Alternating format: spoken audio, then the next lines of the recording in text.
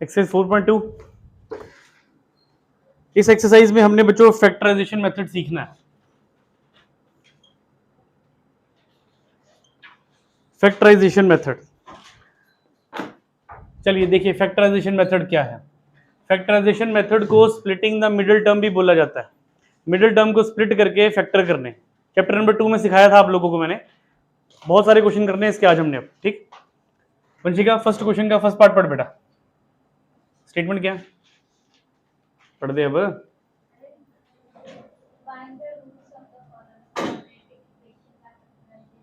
हाँ जी आगे आगे। X square minus 3x equals to 0। देखिए क्वाड्रेटिक इक्वेशन है। अब फैक्टर करने ध्यान से समझ लेना जिनको नहीं आते, ठीक है। चैप्टर फैक्टर का सारा ये स्टेटमेंट हमारे पास है x square minus 3x minus 10। जब भी आपने फैक्टर करने हैं तो इस x के कोफिशिएंट को नीचे राइट डाउन नहीं करना, बाकी इक्वेशन एज इट इज लिख लो। एक्स स्क्र ब्रैकेट डाल दो, इसकी जगह पे फिल इन द ब्लैंक्स है हमारे पास, हमें नहीं पता क्या आना है, और माइनस 10 इक्वल्स टू 0। जिस भी क्वेश्चन के फैक्टर करने हैं सारी की सारी स्टेटमेंट जब नीचे लिखोगे तो कौन सी चीज नीचे नहीं लिखनी, ये सेंटर में जो भी x का कोफिशिएंट है वो नीचे नहीं लिखना। इतना समझ में आ गया। अब अगर x के आगे कुछ नहीं है तो क्या होगा, वो 1। इस 1 को इससे मल्टीप्लाई कर लो। जब 1 को इससे मल्टीप्लाई करोगे तो क्या होगा, चलो रफ में लिख देते हैं जरा, ये ध्यान देना जरा। X square plus b x plus c. अच्छा बताओ मुझे a कितना है 1, b कितना है -3, c कितना है -10। मतलब आपको abc साइड पे लिखा नजर आ रहा है। जब भी हमने फैक्टर करने हैं तो इस a को इस c से मल्टीप्लाई कर लेना। अब आपको a में क्या दिख रहा है और c में क्या दिख रहा है।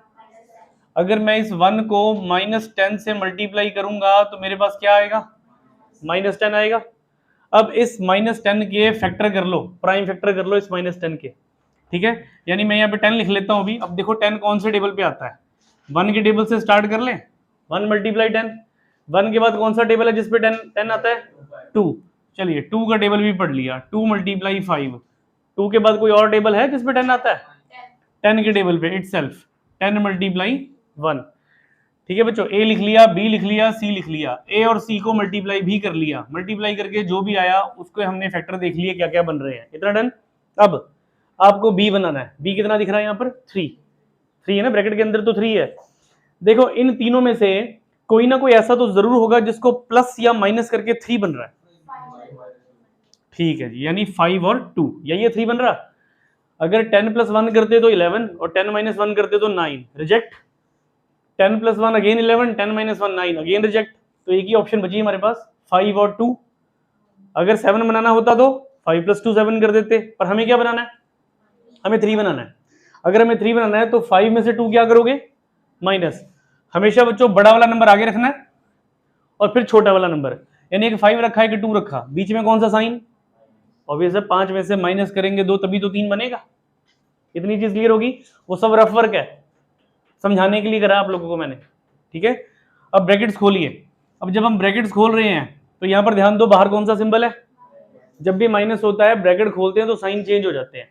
जो प्लस का 5 था वो क्या हो जाएगा, माइनस का, और जो माइनस का है वो क्या बन जाएगा, प्लस का। इसके साथ एक्स क्यों लग रहा है, ये एक्स किस में है, मल्टीप्लाई में।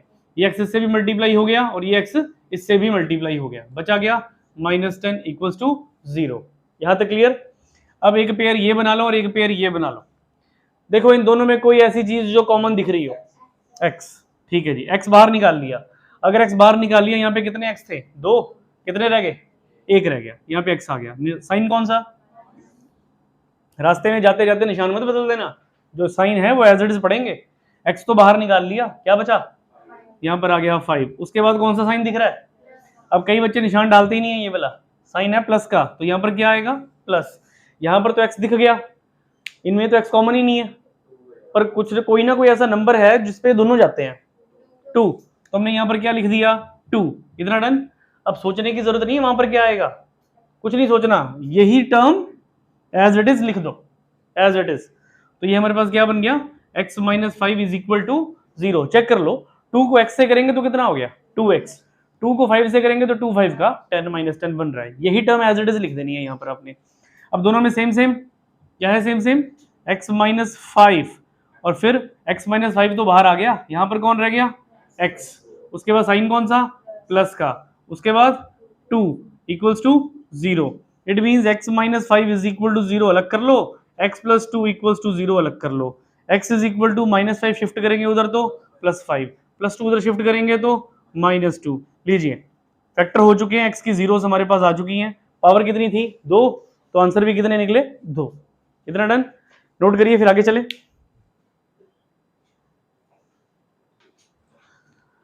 सेकंड पार्ट देखिए, सेकंड पार्ट है 2x square, question number 1 second part 2x square plus x minus 6 equals to 0। ठीक, हाँ जी बोर्ड पे देखिए, अगर यहां पर कुछ नहीं है तो मतलब कितना होगा 1 तो होगा यहां पर। अभी हमने पिछला क्वेश्चन किया, मैंने क्या बोला था आप लोगों को कि भाई इसको नीचे नहीं लिखना, बाकी सब एज इट इज नीचे लिख लो, यानी 2x स्क्वायर प्लस इसकी जगह पे ब्रैकेट आ गई और ये x और ये माइनस 6 इक्वल्स टू 0। अब हम सोचेंगे कि भाई 1 कैसे बने, और उसको बनाने के लिए a b c का पता होना जरूरी है। अगर मैं बोलूं a कितना है बच्चों देखो जरा 2, मैं बोलूं b कितना है तो क्या बताओगे 1, और c कितना है, और मैंने बोला था इस a को इस c से क्या कर लें, ठीक है जी, इस a को इस c से मल्टीप्लाई कर लो। तो जब 2 को माइनस 6 से मल्टीप्लाई किया, 2 मल्टीप्लाई माइनस 6 तो कितना मिला माइनस 12 मिल गया हमें, 2 6 का 12 माइनस 12। इतना डन। अब मैं ये 12 लिख लेता हूँ, अभी माइनस नहीं मैं लिख रहा।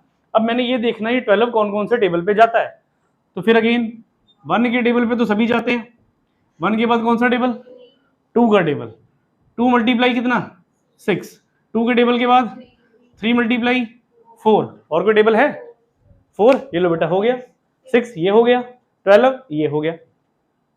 ठीक है, जब इधर इधर लिख लिए तो ये दोबारा 4 इंटू 3 नहीं लिख देना, वो 3 इंटू 4 हो चुका है। ठीक, अब आपको क्या चाहिए 1 चाहिए, यहां से देखकर पता लग रहा होगा आपको 1 कैसे बनना है, कौन सा वाला, हाँ तो मुझे बताओ 3 माइनस 4 लिखूंगा कि 4 माइनस 3 लिखूंगा, हमेशा बड़ा वाला आगे और छोटा वाला पीछे। ठीक है, चलिए देखिए फिर अब ये 3 4 मिला हमें, तो हमने यहाँ पर लिखा 4 माइनस 3। तो चेक करिए 4 में से माइनस करूंगा 3 तो कितना आया 1।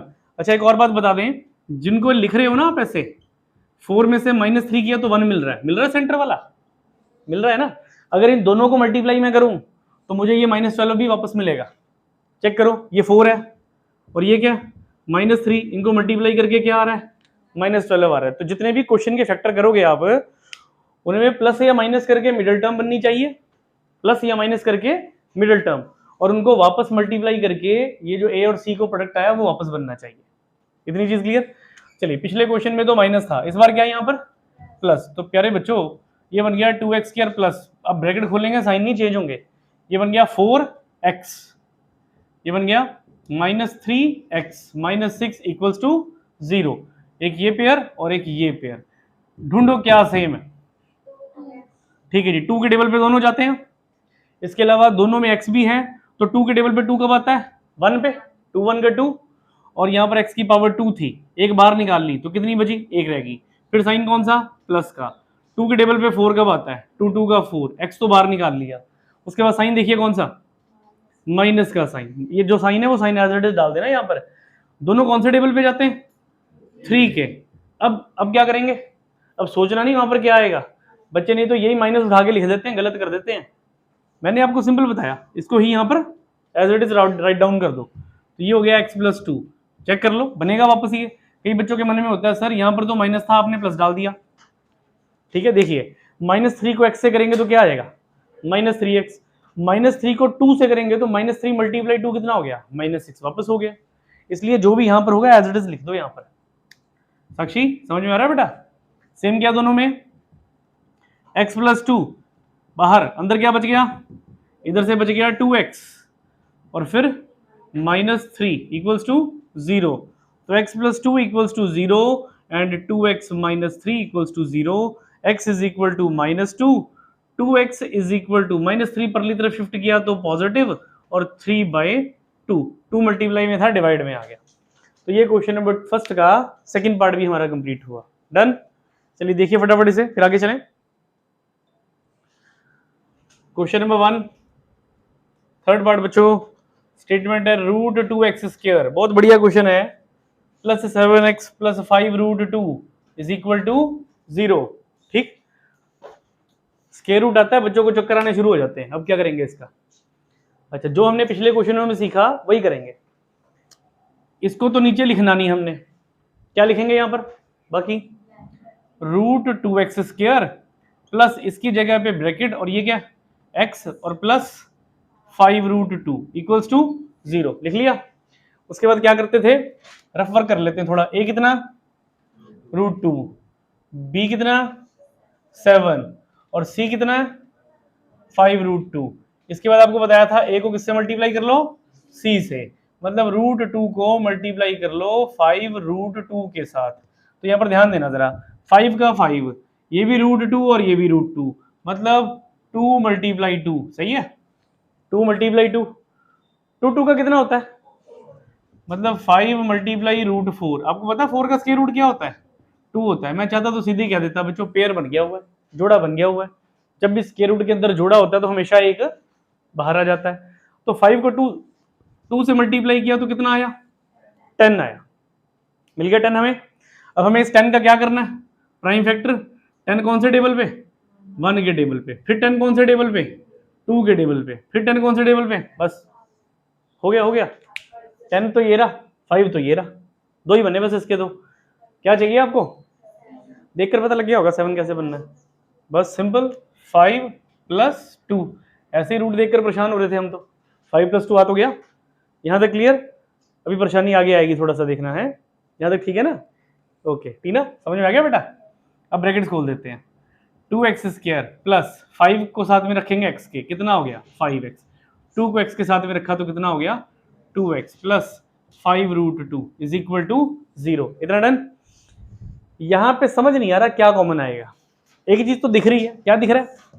x तो दिख रहा है, x कॉमन आना ही आना है। अगर मैंने x कॉमन निकाल दिया तो ऑब्वियस सी बात है यहाँ पर क्या बचेगा? 5 बचेगा यहाँ पर तो, ठीक है, और प्लस भी आएगा, और यहाँ से x बाहर निकल गया तो x भी आएगा, और यहाँ पर क्या है? रूट 2 भी आएगा, है ना? क्योंकि और तो कुछ कॉमन निकल नहीं रहा था इसमें। ठीक, इसमें से कुछ और भी कॉमन आना था। ठीक है, अब मान लो समझ में नहीं आ रहा तो क्या करें? आगे चलें जरा। ये कौन सा साइन है बच्चों? प्लस का। इतना डन? अब यहां पे अगर आप ध्यान से देखो तो 5 अकेला है, दिख रहा है सबको? शिवम ध्यान देना काके, ये अगला स्टेप इंपॉर्टेंट है। इन दोनों में कुछ कॉमन है? 2 नहीं है। देखो ये 2 है, ये रूट 2 है, ये दोनों अलग अलग हैं। 2 अलग है और रूट 2 अलग है। अब मैं आपको हमेशा बोलता था कि भाई जब आपको यहां से पता लग गया क्या कॉमन है तो आप हमेशा यही टर्म यहां पर लिख दिया करो, बोलता था ना ऐसे में। अभी भी मैं कुछ ऐसे ही करने वाला हूं, ठीक है? फिर मैं बाद में सोचूंगा यहाँ पर क्या आना है। वैसे मुझे पता है यहाँ पर क्या आना है, मुझे पता है यहाँ पे रूट 2 आना है। लिखने को मैं सीधे लिख देता हूँ, रूट 2 कॉमन निकलेगा इन दोनों में से, रूट 2 कॉमन निकलेगा, पर रूट 2 तो दोनों में है ही नहीं। ये मैंने 2 लिखा, ठीक है? इस 2 को मैं 2 मल्टीप्लाई 2 लिखना चाहता हूं, लिख सकता हूं? लिख सकता हूं। इस 2 का मतलब रूट 2 मल्टीप्लाई 2 होता है। चेक कर लो, ये रहा, ये 2 मल्टीप्लाई रूट 2। इसका मतलब क्या निकला था? 2 ही निकला था।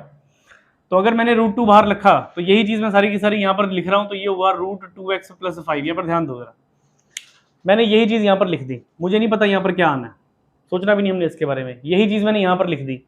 अब आप यहां पर देखो 5 के साथ क्या था? यहाँ पे 5 क्या हो चुका है? अकेला हो गया। मतलब जब मैं ब्रैकेट खोलूं तो ये चीज वापस आनी चाहिए ना। तो मतलब 5 के साथ आपको क्या चाहिए? रूट 2 चाहिए 5 के साथ। तो मुझे बाहर क्या लगाना चाहिए?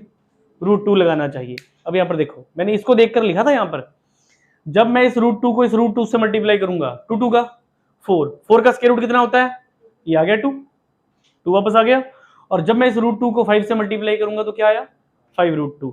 दोबारा सुन लो, इनमें जो कॉमन है निकाल लो। x कॉमन था, मैंने निकाल लिया। मुझे यहां पर नहीं पता, x कॉमन था मैंने निकाल लिया।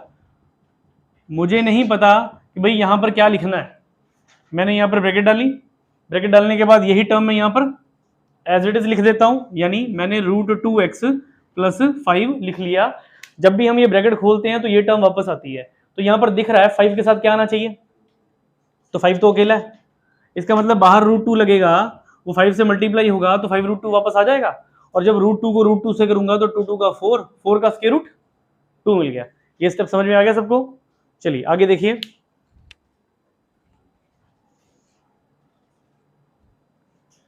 देखिए आगे कॉमन क्या दोनों में, कॉमन है √2x प्लस 5, यहां पर क्या बचा x प्लस √2 इक्वल्स टू 0, अलग अलग कर लो, √2x plus 5 equals to 0, x plus √2 equals to 0, plus 5 shift किया उस तरफ तो वो हो गया -5, और √2 मल्टीप्लाई में था, किस में आ गया, डिवाइड में आ गया। ऐसे ही प्लस √2 उधर शिफ्ट किया तो -√2, ये लो, ये एक आंसर आ गया हमारे पास, और एक आंसर हमारे पास ये आ गया। रूट वाला क्वेश्चन भी हो गया। तो अगर स्क्वायर रूट का क्वेश्चन आए तो कुछ इस तरह से सॉल्व करेंगे। चलिए नेक्स्ट क्वेश्चन पे चलेंगे, फोर्थ पार्ट बच्चों, क्वेश्चन 1 फोर्थ पार्ट, स्टेटमेंट है 2x² minus x plus 1/8 equals to 0। ठीक, पहले इस डिनोमिनेटर वाले 8 को सॉल्व कर लो, इस 8 को 2 से मल्टीप्लाई करेंगे तो कितना हो जाएगा, 8 2 का 16x², इस 8 को इस x से मल्टीप्लाई करेंगे तो क्या हो जाएगा -8x, और प्लस 1, सारे के ओवर में क्या आ गया 8, इसको बोलते हैं एलसीएम लेना, ले लिया हमने एलसीएम, 8 को इससे भी कर दिया, 8 को इससे भी कर दिया, सारे के नीचे क्या आ गया 8, इक्वल्स टू क्या पड़ा हुआ है, डिवाइड में 8 उधर जाएगा तो क्या हो जाएगा, तो 8 को 0 से मल्टीप्लाई करोगे तो 0, तो बचा क्या 16x² minus 8x plus 1 equals to 0। पहले 3 पार्ट में स्टेटमेंट बनी हुई थी, अब आपको स्टेटमेंट बनानी पड़ी। चलो स्टेटमेंट हमने बना ली, इसके बाद के स्टेप हमें याद हो चुके हैं। सबसे पहले क्या करेंगे, 16x² माइनस, इसको सेंटर वाली टर्म को नीचे नहीं लिखेंगे और बाकी सब एज इट इज लिख लेंगे, इतना डन। अब बताओ a कितना है 16, b कितना है और c कितना है। अब इसके बाद स्टेप क्या होता है, a को किससे मल्टीप्लाई, c से, a मल्टीप्लाई c, मतलब 16 मल्टीप्लाई 1 कितना आ गया 16। चलो 16 को तोड़े, 1 के टेबल पे जाता है 16, इसके बाद 2 के टेबल पे जाता है, 2 के बाद 4 के टेबल पे जाता है क्या, 4 के बाद कौन सा टेबल पे जाता है 8 पे, लिख लिया, 8 के बाद 16 पे लिख लिया, बस ये 3 ही पेयर बने। आपको क्या चाहिए 8, देखो मुझे भी दिख रहा है, आप लोगों को भी दिख गया होगा, 4 प्लस, कितना आसान काम है, ऐसे सोचते इतना कॉम्प्लिकेटेड वर्क है, बताओ देखकर पता लग रहा है ना। तो क्या करते हैं 4 प्लस 4 हो गया, 4 प्लस 4, ब्रैकेट्स खोल दीजिए, 16x² माइनस, बाहर माइनस है, इस बार माइनस है तो ब्रैकेट्स खोलेंगे, क्या हो जाएगा -4x प्लस 1 इक्वल्स टू 0। हाँ जी, कॉमन ढूंढिए और बताइए क्या है, 4x कॉमन, 4 के टेबल पे 16 कब आता है, 4 4 का 16, साथ में यहाँ पर x माइनस 4x ही बाहर निकाल लिया, तो 4 के टेबल पे 4 कब आएगा 1 पे, फिर साइन कौन सा है माइनस। इन दोनों में क्या कॉमन है, जो किसी टेबल पे नहीं जाते वो 1 के टेबल पे जाते, 1 के टेबल पे 4 भी आता है, 1 के टेबल पे 1 भी आता है, तो मतलब कॉमन क्या हुआ फिर 1। और जब आपने यहाँ पे 1 लिख दिया तो यहाँ पर क्या लिखेंगे, सोचना थोड़ी है, यही तो लिख देना यहाँ पर हमने, क्या है ये 4x माइनस 1, दोनों में कॉमन देखो क्या मिल गया, ये अंडरलाइन कर दिया मैंने, कॉमन क्या दोनों में 4x माइनस 1 कॉमन है, तो बचा क्या, ये बच गया 4x साइन माइनस का फिर 1, 4x माइनस 1 इक्वल्स टू 0, अलग अलग कर लो, 4x minus 1 equals to 0, 4x minus 1 equals to 0, 4x is equal to minus 1 इधर शिफ्ट किया 1, x is equal to 1/4, minus 1 shift किया तो 1, x is equal to 1/4, answer आ गया बच्चों, क्वेश्चन खत्म हो गया जी, डन। चलिए एक पार्ट रह गया बस क्वेश्चन नंबर 1 का, खत्म करें उसे भी, फिर स्टेटमेंट वाले क्वेश्चन स्टार्ट हो जाएंगे आपके, ठीक, नोट करिए। स्टेटमेंट है 100x² minus 20x plus 1 equals to 0। सबसे पहले क्या करेंगे, 100x² माइनस, यहाँ पे ब्रैकेट लगा दी, x लिख लिया प्लस 1 एज इट इज लिख लिया नीचे, बस सेंटर की टर्म नहीं लिखी हमने। बताओ a कितना है 100, b कितना है -20, c कितना है, a को c से multiply, a multiply c means 100 multiply 1 that is 100। अब 100 रफ में लिख लेते हैं। बताओ 100 कौन से टेबल पे जाता है? 1 के टेबल पे 100 जाता है। उसके बाद 2 के टेबल पे 100 जाता है। कितना आएगा यहाँ पर? 50 आएगा। 4 के टेबल पे जाता है 4 मल्टीप्लाई 25। 5 के टेबल पे जाता है 5 के टेबल पे कब? 520। अच्छा 10 के टेबल पे जाता है 10 का 100। 10 के बाद कोई और टेबल है जिसमें 100 जाता है? वो सब इस तरफ लिख दी मैंने, चेक करो। 20 के टेबल पे, 25 पे, 50 पे, 100 पे ऐसे जाते हैं। और कैसे जाते हैं लिख लिए सारे के सारे। आपको क्या चाहिए? देखो बन रहा है वहां पर किसी तरह से 20।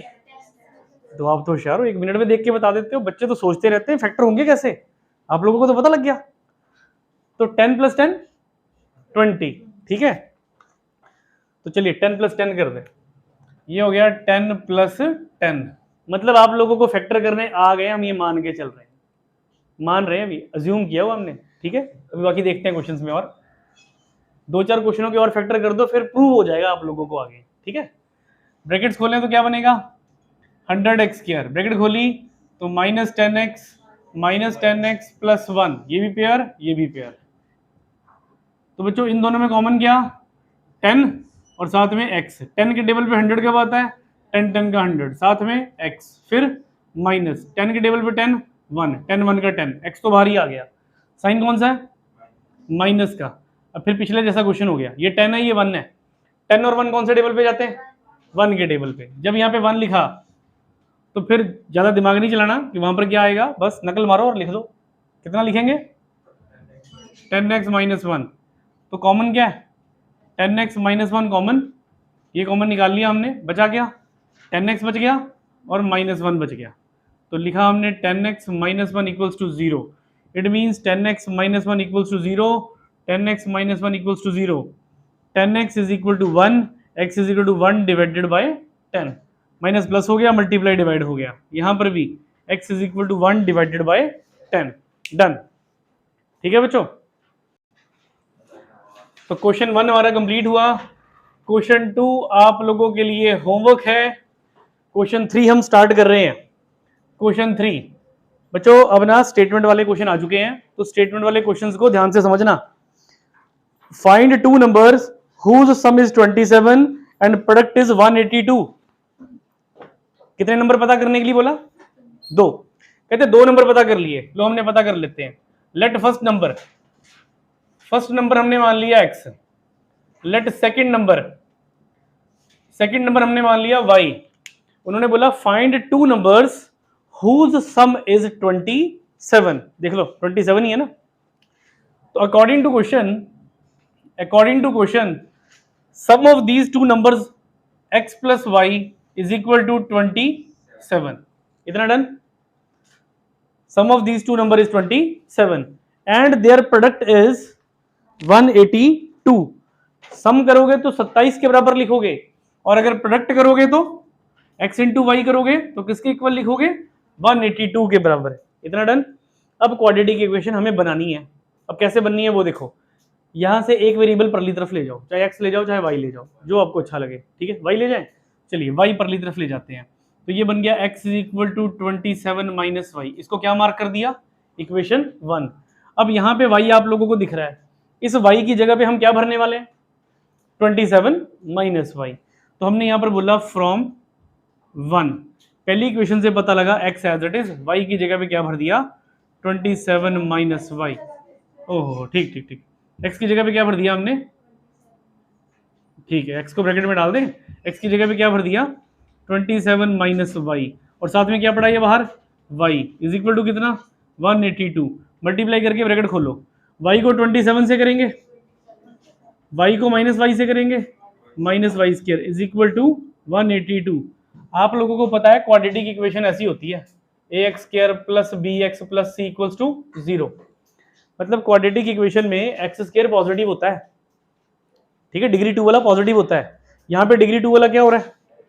तो इसको उधर लेके जाएं कि इन दोनों को इधर ले आए? इन दोनों को इधर ले आते हैं। तो -y² जब इधर शिफ्ट करेंगे तो क्या हो जाएगा? +y² हो जाएगा। तो -y² को इधर शिफ्ट कर रहे हैं तो ये हो गया +y², और +27 इधर आएगा तो -27, और इधर पहले से कौन पड़ा हमारे पास? 182 = 0। इतना डन। अब इसके फैक्टर करने हैं। क्या सीखा था आप लोगों ने, इसको नीचे नहीं लिखेंगे, यानी वाई स्क्वायर माइनस, ये तो ब्रैकेट डाल देते हैं, वाई डाल देते हैं और प्लस 182। इतना डन बच्चों। देखो जब तो छोटे छोटे नंबर होंगे तब तो आप फटाफट लिख लोगे, जैसे आपने बोला 12 आपने बोला सर 1 × 12, 2 × 6, 3 × 4, ऐसे फटाफट लिख लेते हैं हम। पर जब कभी नंबर्स बड़े आ जाएं, अभी जैसे 182 है, किसी क्वेश्चन में 354 मिलेगा, किसी क्वेश्चन में 720 750 मिलेगा, तब आपको क्या करना है, ठीक, एलसीएम लेना तब आपको, और बस वहीं से आपकी प्रॉब्लम शुरू हो जानी है।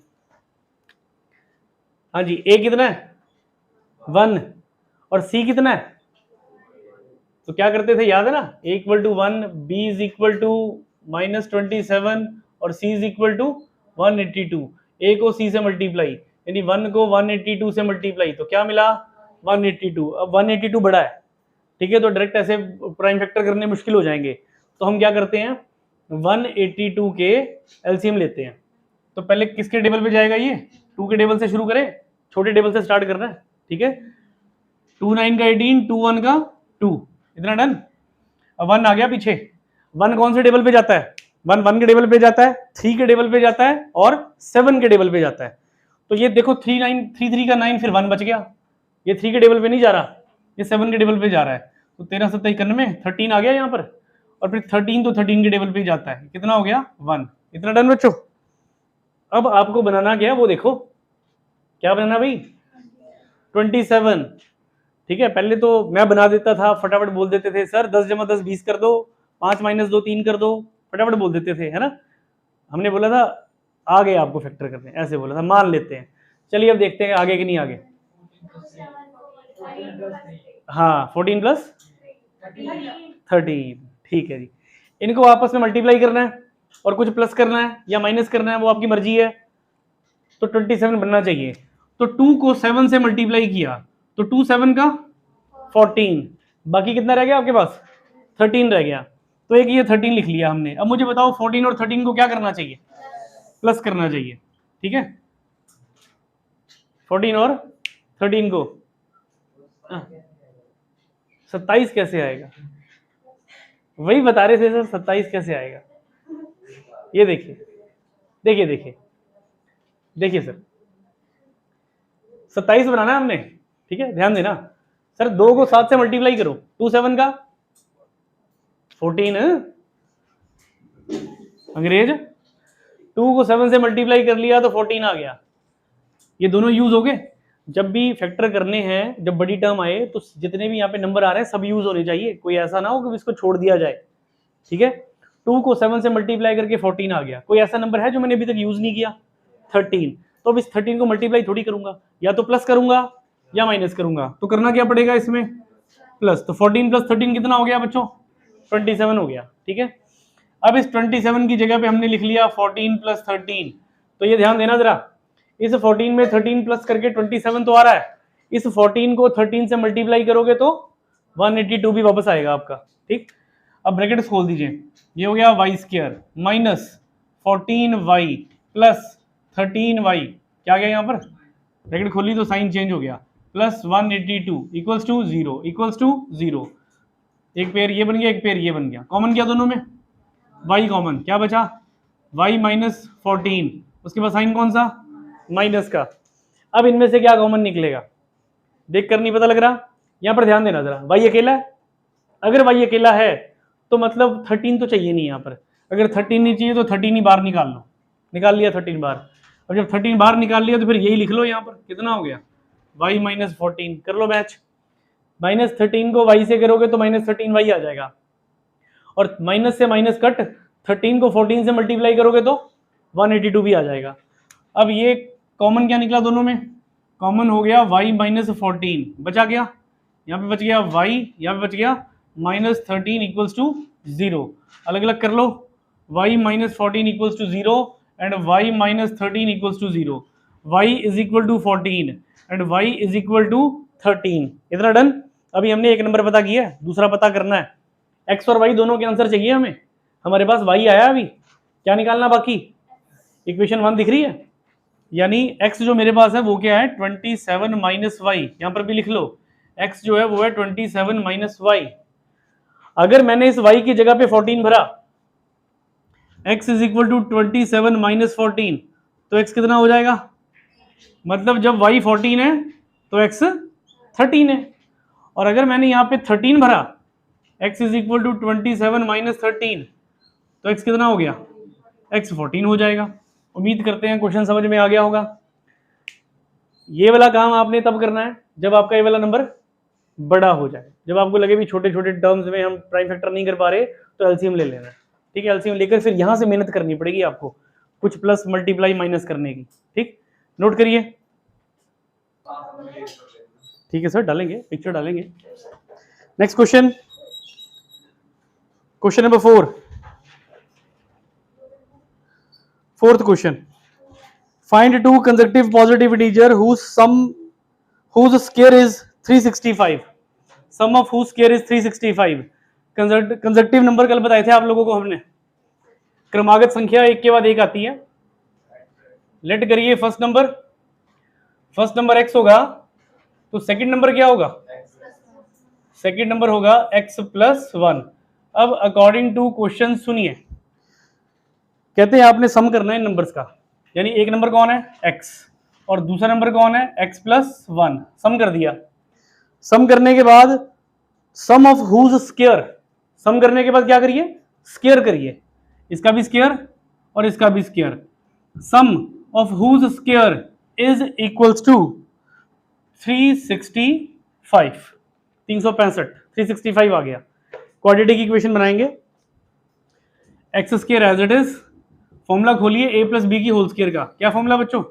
ए square plus b square plus 2ab, 2x into 1 2x ही रह गया, प्लस 365 इधर आया तो minus 365 is equal to 0।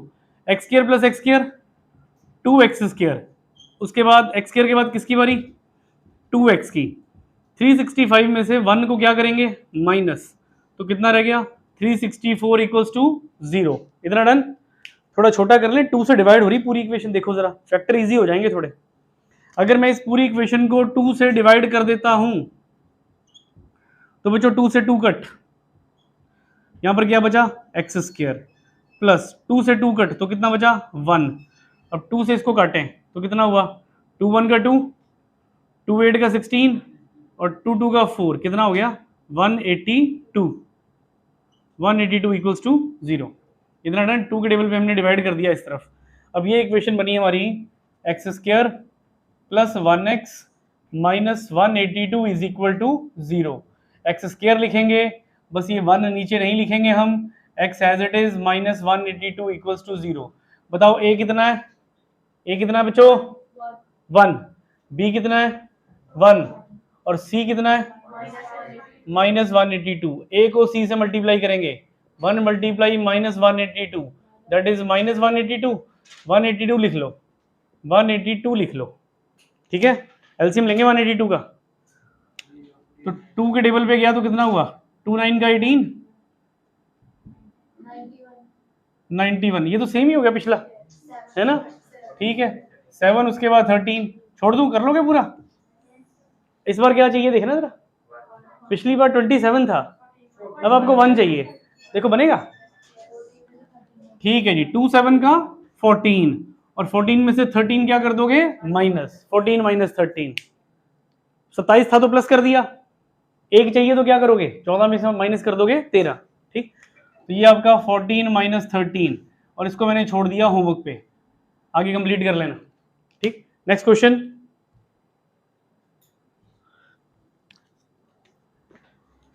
Question number 5 बच्चों, fifth statement. The altitude of a right triangle is 7 centimetre less than it's base.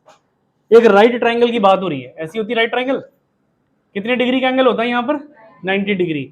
बच्चों इसको हाइपोटेन्यूज बोला जाता है, इसको एल्टीट्यूड बोला जाता है, और इसको क्या बोला जाता है? बेस। एल्टीट्यूड का नाम परपेंडिकुलर भी होता है, परपेंडिकुलर भी बोलते हैं हम इसे। ठीक है, the altitude of right triangle is 7 centimetre less than it's base if the hypotenuse is 13 centimetre. एक बात समझ में आई कि जो हाइपोटेन्यूज है वो 13 सेंटीमीटर है। हाइपोटेन्यूज मैंने 13 सेंटीमीटर लिख दिया, तो कहते हैं फाइंड द अदर 2 साइड्स, बाकी 2 साइड्स पता करो। The altitude of right triangle is 7 centimetre less than it's base. Base को मैंने लेट कर लिया, बेस को मैंने मान लिया x, बेस कितना हो गया x। अब स्टेटमेंट सुनिए, कहते हैं जो एल्टीट्यूड है, एल्टीट्यूड ट्राइंगल का altitude, the altitude of right triangle is 7 centimetre less than it's base. Base में से 7 सेंटीमीटर कम है। एल्टीट्यूड जो है वो बेस में से 7 सेंटीमीटर कम है। कम मतलब लेस देन, माइनस कर दिया। तो बेस मुझे पता लग चुका है x, एल्टीट्यूड मुझे पता लग चुका है कितना x माइनस 7, हाइपोटेन्यूज मुझे पता है कितना 13। अगर ये राइट एंगल ट्राइंगल है तो इस पे पाइथागोरस थ्योरम लगेगी। अब ये पाइथागोरस थ्योरम क्या है वो देख लो जरा। इसको h बोलते हैं, इसको b बोलते हैं, इसको p बोलते हैं। अभी p को आपने एल्टीट्यूड का नाम दे दिया है। पाइथागोरस के अकॉर्डिंग जो सबसे बड़ी साइड है यानी हाइपोटेन्यूज की स्क्वायर, जो हाइपोटेन्यूज की स्क्वायर है वो किसके इक्वल, बेस की स्क्वायर प्लस एल्टीट्यूड यानी परपेंडिकुलर की स्क्वायर के इक्वल होगी। अब इस फॉर्मूले को अप्लाई करेंगे हम। आप ये देखिए कितना लिखा मैंने h, ढूंढो यहाँ पे h कितना है, h की जगह पे आ गया बच्चों 13। उसके बाद क्या है b देख लो कितना हमारे पास x। उसके बाद यहां पर आ गया a stand for altitude, altitude कितना है x माइनस 7। ये अकॉर्डिंग टू क्वेश्चन था कि एल्टीट्यूड जो है वो बेस से कितना कम है, 7 सेंटीमीटर कम था। तो 13 की square is equal to x की square plus a is x minus 7 whole square. 13 की स्क्वायर करी तो कितना हुआ 169, x square as it is, a minus b की होल स्क्वायर खोलिए, formula a square plus b square, 7 7 का 49 माइनस 2ab, 2 को x से करेंगे 2x और 2x को 7 से करेंगे तो 2 7 का 14, इतना done. x square plus x square कितना हो गया 2x स्क्वायर, साथ में कितना माइनस 14x प्लस 49, ये 169 उस तरफ लेके जाइए तो क्या बन जाएगा 169 माइनस में, ये बना 2x स्क्वायर माइनस 14x, 9 में से 9 गया 0, 6 में से 4 गया 2 और यहाँ पर कितना रह गया 1, साइन कौन सा माइनस का, इक्वल्स टू 0। हो जाएंगे फैक्टर। देखो और छोटा हो सकता है, ये पूरी इक्वेशन 2 से डिवाइड हो रही है, अगर पूरी इक्वेशन 2 से डिवाइड हो रही है तो कर दो, फैक्टर इजी हो जाएंगे। 2 से 2 कट क्या बचा x स्क्वायर, 2 से 14 कट क्या बचा 7x और 2 से 12 कट तो कितना हो गया तो माइनस 60 इज इक्वल टू 0। इसके बाद आपको फैक्टर कर रहे हैं, ठीक बेटा, ये फॉर्मूला लगाया था हमने 2ab 2 into x into 7, 2ab 2 7 का 14 और साथ में x 14x, ठीक है, a square plus b square minus 2ab तो 14x आ गया वहां पे। इसके फैक्टर करके आप आंसर निकाल लोगे, बात यहाँ पे खत्म नहीं होती। मुझे नहीं पता इसका आंसर क्या आएगा, आप सॉल्व करोगे तो पता लगेगा। मैं सपोज कर लेता हूँ मेरा x का आंसर आ गया 5 आ गया, मान लिया कितना 5, तो बच्चों यहाँ पर क्या आएगा 5, बेस पता लग गया 5 है, तो एल्टीट्यूड कितना हुआ 5 माइनस 7, 5 माइनस 7 माइनस 2, मैंने 5 माना तो फिर माइनस 2 ही बोलेंगे यहाँ पर, वो तो कैलकुलेट करके आप देखोगे आपका क्या आंसर आएगा। जो भी आपकी x की वैल्यू आएगी उस x की वैल्यू को यहाँ पर भी भर देना और यहाँ पर भी भर देना, तो आपका बेस भी आ जाएगा और आपका एल्टीट्यूड भी आ जाएगा। इतनी चीज क्लियर, इसे नोट करिए और ये एक्सरसाइज 4.2 हमारी खत्म हुई।